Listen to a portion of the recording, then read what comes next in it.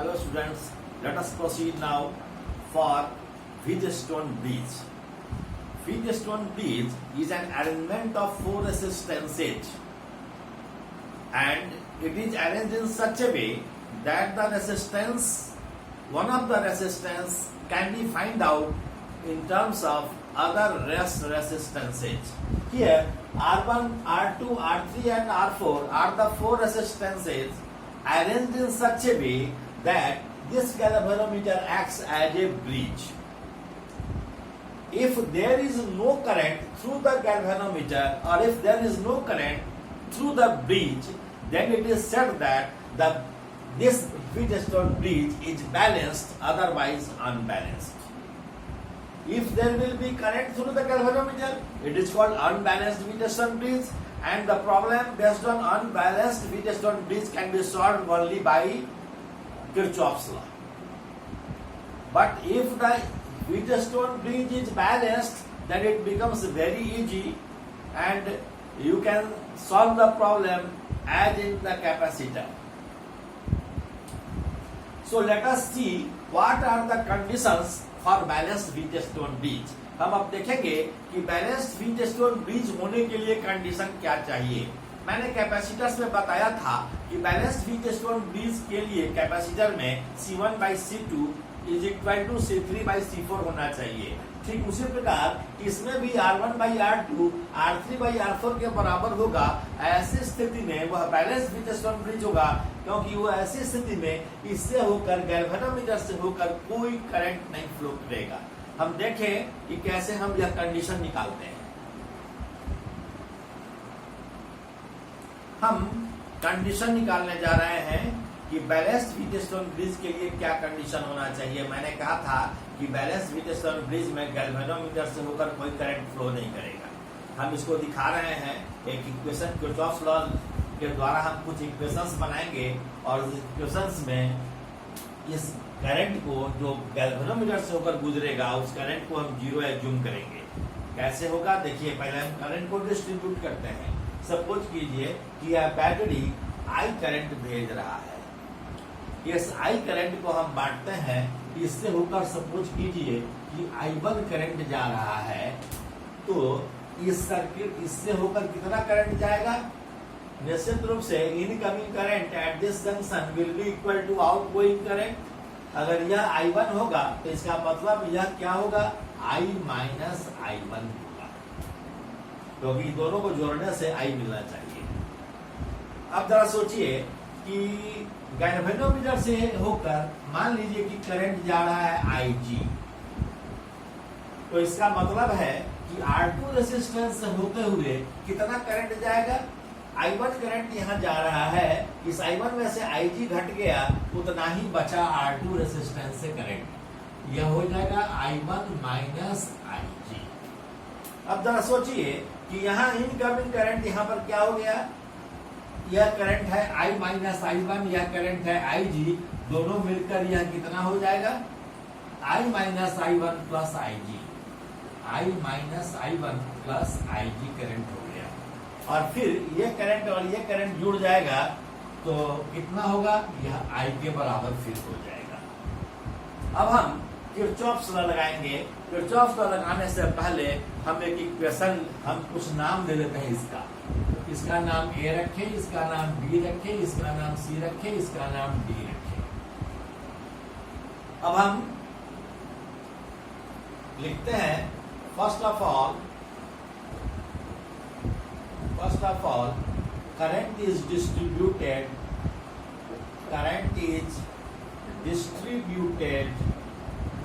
as shown in the circuit. Applying KVL, Kirchhoff's voltage law, in loop ACDA. कैसे लिखेंगे equation, जरा देखें. A से C की ओर चल रहे हैं, फिर D पर आएंगे, फिर A पर आएंगे. A से C की ओर जा रहे हैं तो पोटेंशियल डिफरेंस क्या होगा, I1 इंटू R1 A और C के बीच. I1 R1. अब यहाँ हम जा रहे हैं इधर, तो इधर जा रहे हैं, करंट के डायरेक्शन में ही जा रहे हैं। I G into G will be the potential difference between C and D. तो लिखेंगे प्लस आई जी इंटू जी। अब इधर जा रहे हैं यहाँ से, तो करंट के विपरीत दिशा में जाएंगे तो हम पोटेंशियल डिफरेंस लिखेंगे माइनस में। तो लिखेंगे minus I one into R three is equal to 0। अब यहाँ हम देखें कि for balance Wheatstone bridge I G must be 0। हमने बताया था कि बैलेंस व्हीटस्टोन ब्रिज तब होगा जब ब्रिज से होकर कोई करंट नहीं फ्लो करेगा।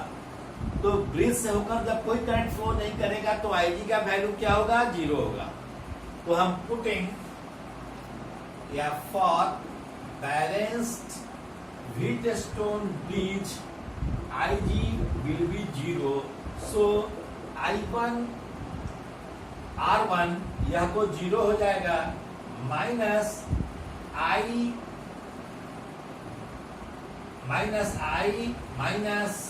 I1 into R3 is equal to 0. So I1 R1 is equal to I minus I1 into R3. This is equation 1. अब हम इस लूप में देखते हैं CBDC. Applying KVL in loop CBDC. तो क्या लिखेंगे? I1 minus IG into R2, I1 minus IG into R2 minus I minus I1 plus IG into R4 minus IG into G बराबर 0। इस रूप में हमने इक्वेशन लिखा I1 minus IG into R2। Current के डायरेक्शन से उल्टा डायरेक्शन में चल रहे हैं, इसलिए I minus I1 plus IG into R4 minus में हो गया। फिर D से C पर आए, माइनस में ही लिखेंगे IG इंटू G।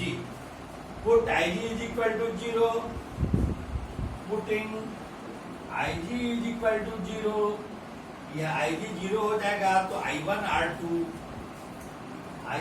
R2 यह भी टर्म 0 हो जाएगा और यह टर्म 0 हो जाएगा, यह चला जाएगा बराबर के इस पार, तो I minus I1 into R4 हो जाएगा इधर, I minus I1 into R4।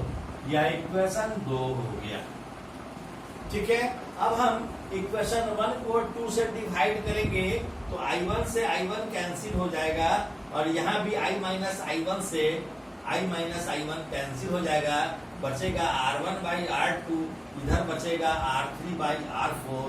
So R1 by R2 is equal to R3 by R4। ठीक है, तो हमने इक्वेशन 1 में 2 से डिवाइड किया। I1 R1 by I2 R2 बराबर है I1 R2 डिवाइड बराबर है I minus I1 into R3 divided by I minus I1 into R4। अब जो कटने वाला है काट दीजिएगा, I1 से I1 कैंसिल हो जाएगा, I माइनस I1 कैंसिल हो जाएगा, तो हो जाएगा R1 by R2 is equal to R3 by R4। This is the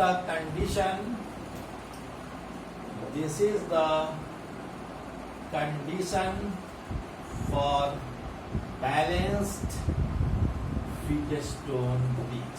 तो बैलेंस्ड व्हीटस्टोन ब्रिज होने के लिए R1 और R2 का रेशियो R3 और R4 के रेशियो के बराबर होना चाहिए।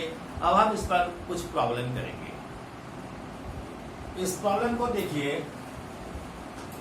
इस प्रॉब्लम में 1 ओम, 2 ओम, 5 ओम, 6 ओम का रेसिस्टेंसेस दिया हुआ है। ये ब्रिज है और ये R रेसिस्टेंस है जो अननोन है, R का वैल्यू निकालना है।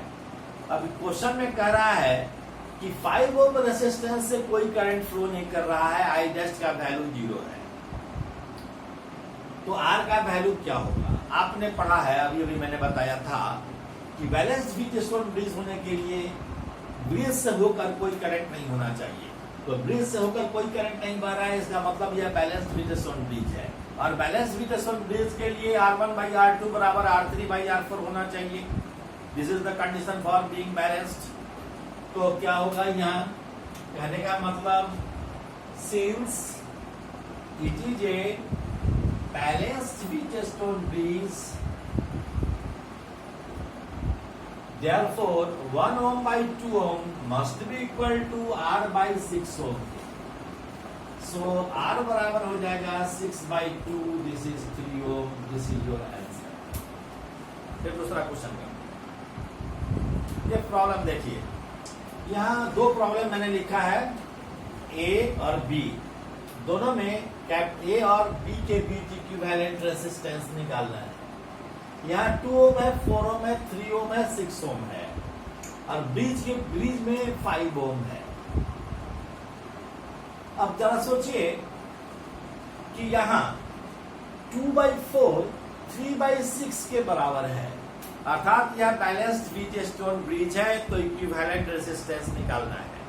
अगर यह बैलेंस्ड व्हीटस्टोन ब्रिज है, इसका मतलब है कि इस होकर कोई करंट फ्लो नहीं कर रहा है, और जब करंट फ्लो नहीं कर रहा है तो जितना करंट 2 ओम रेजिस्टर से जाएगा उतना ही करंट 4 ओम रेजिस्टर से जाएगा, क्योंकि करंट का बंटवारा नहीं हो पाएगा, क्योंकि इससे होकर करंट का फ्लो ही नहीं हो रहा है। तो आपने पढ़ा है सीरीज कॉम्बिनेशन में कि if the same current passes through each of the resistor then they are said to be in series. तो यहाँ इन दोनों से होकर एक ही करंट जाएगा, इसलिए यह दोनों सीरीज में होगा। उसी प्रकार 3 ओम और 6 ओम रेजिस्टर भी सीरीज में होगा। तो ये दोनों सीरीज में होगा तो इक्विवेलेंट रेजिस्टेंस आर इक्विवेलेंट क्या होगा, इसके लिए फिगर बनाएंगे। यह फिगर हो जाएगा कैसा कि 2 ओम और 4 ओम यह हो जाएगा 6 ओम, और 3 ओम और 6 ओम यह हो जाएगा 9 ओम, और यह दोनों जो हो जाएगा पैरेलल में हो जाएगा ए और बी के बीच, क्योंकि इससे होकर कोई करंट का फ्लो हो ही नहीं रहा है। अब जरा इस फिगर में देखिए, दोनों को पैरेलल में जोड़ लेंगे, this will be your answer. यहाँ भी देखिए, यहाँ यही फिगर इस रूप में भी बनाया जा सकता था, इसलिए दोनों क्वेश्चन सेम है। यहाँ ब्रिज के रूप में यहाँ सीडी दिखा रहे हैं 5 ओम रेजिस्टर, ये दोनों सीरीज में होगा, ये दोनों सीरीज में होगा, फिर दोनों पैरेलल होगा। तो क्या हो जाएगा आर का value 6 into 9 by 6 plus 9, R1 R2 by R1 plus R2, that is 1 by R is equal to 1 by R1 plus 1 by R2, उसी फॉर्म में है।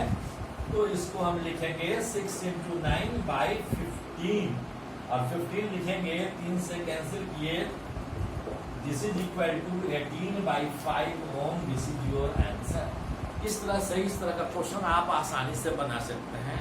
Thank you very much, all the best.